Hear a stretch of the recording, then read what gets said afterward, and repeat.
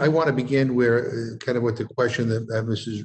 Radewagen raised earlier about the availability or the challenges that people may have getting culturally appropriate food, especially in government sponsored federal programs.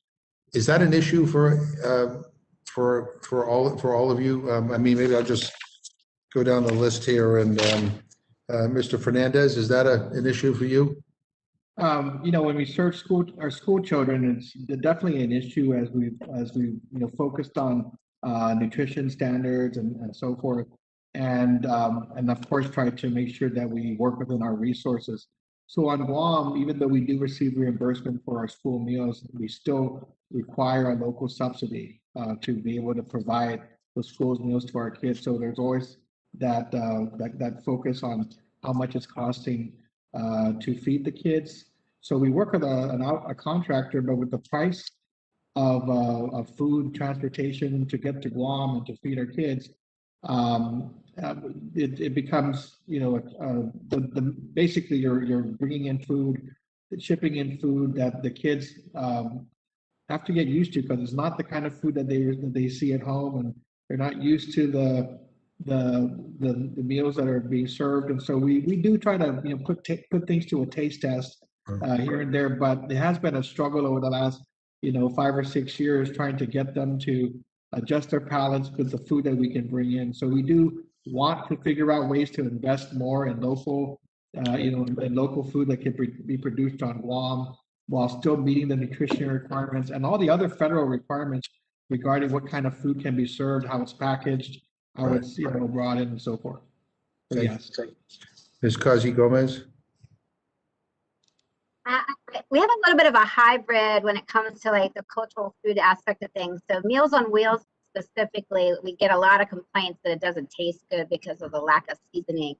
But that's mostly because of the dietary needs of the Meals on Wheels. So it's not necessarily that we can't season it specifically. It's just like it has to be bland based on the fact that it's too much salt or sodium or something to that effect.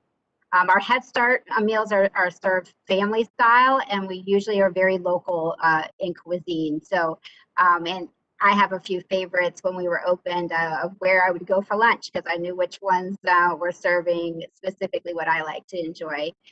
As far as the school system, I think that it's a little bit of a hybrid, that sometimes we get some local stuff, but then we, of course, are still doing the nutrition or based on USDA. So I think for us, it just depends on the program, on how it works and how we can adapt it. Thank you. Ms. Gonzalez-Magaz? Hi, yeah, well, until now, the food has been pretty similar to our palates, so we haven't had any complaints or concerns about it. And sadly to say, we have been through so many different emergencies that our people have been, I mean, they need the food that they will take. Again, sadly, what they have been given, but food has been, we have had no complaints or concerns about them. So. And Mr. Tebutem?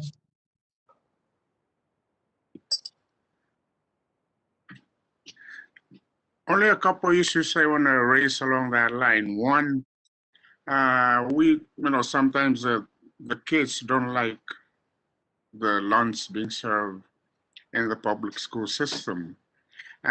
Just as an example, just yesterday, we drove 3 kids home, and they have seen our work providing food to the homeless.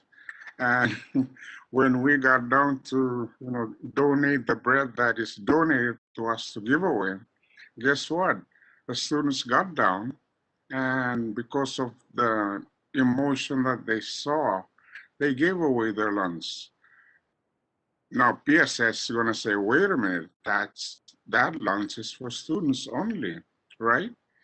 And wait a minute, Asian cannot deliver food to a qualified elderly because, like I said, no address. So now for me, I say, give me the food and I'll deliver it.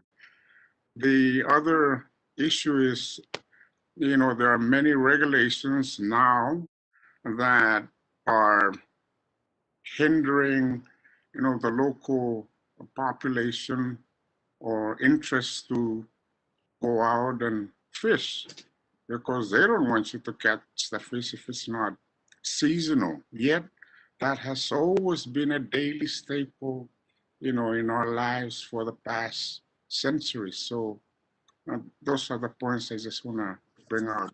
Yeah, no, thank you. And I think it's kind of an important issue in the sense that, I mean, if people don't feel comfortable eating the food that we provide, or they don't like the taste of the food, that's obviously problematic. And I think you could probably meet the nutritional standards utilizing, local foods that are more in line with various cultures than just kind of like one glove fits all. But anyway, I have other questions, but I'm gonna go later. I'm gonna